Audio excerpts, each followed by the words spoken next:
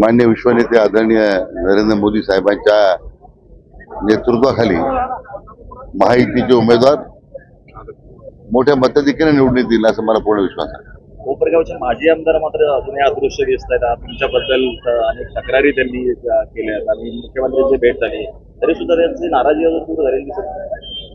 मला वाटतं तर माहित नाही त्यांची नाराजी कशामुळे आहे. मी तर काही त्यांच्यावर नाराज नाही आहे. त्यांनीच आता मला वाटतं शेवटी ही काही कोणाच्या व्यक्तिगत राजीनाराजीची निवडणूक नाही, देशाच्या भवितव्य आणि लोकांचं भविष्य ठरवणारी निवडणूक आणि मला वाटतं आदरणीय प्रधानमंत्री त्या दृष्टीने प्रयत्न करतायत, राज्यातले सर्व नेते प्रयत्न करतायत.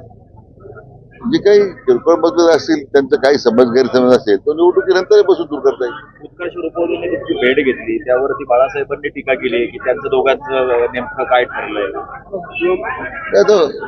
उत्कर्ष रुपवते काय म्हणतात, बाळासाहेब थोरात काय म्हणतात, मला त्या दृष्टीने महत्व नाहीये.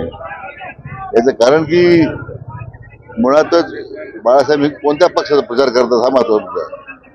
विधान परिषदेला भाजपच्या उमेदवाराचा प्रचार केला, आज काँग्रेस नगर जिल्ह्यातून काँग्रेस पूर्ण हद्दपार झालेली आहे.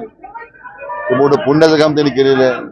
मला वाटतं अगोदर आपण ज्या पक्षाचं नेतृत्व करतो त्या पक्षासाठी आपण काय भूमिका बजावतोय याचा खरं त्यांनी विचार केला पाहिजे. बाकी उमेदवारांचं कोण कोणाला भेटलं हा नंतरचा विषय आहे. नगरचे आघाडीचे उमेदवार निलेश लंकेंचे पैसे पकडल्यानंतर त्यांच्या जो कार्यकर्ता होता त्याला अनेक वेळ पोलीस स्टेशन मध्ये बसावं लागले. यावरती बोलताना त्यांनी भाषणामध्ये थेट असं म्हटलंय की त्या पीआयला सांगा तुमचा बाप येऊ राहिला. नाही, खऱ्या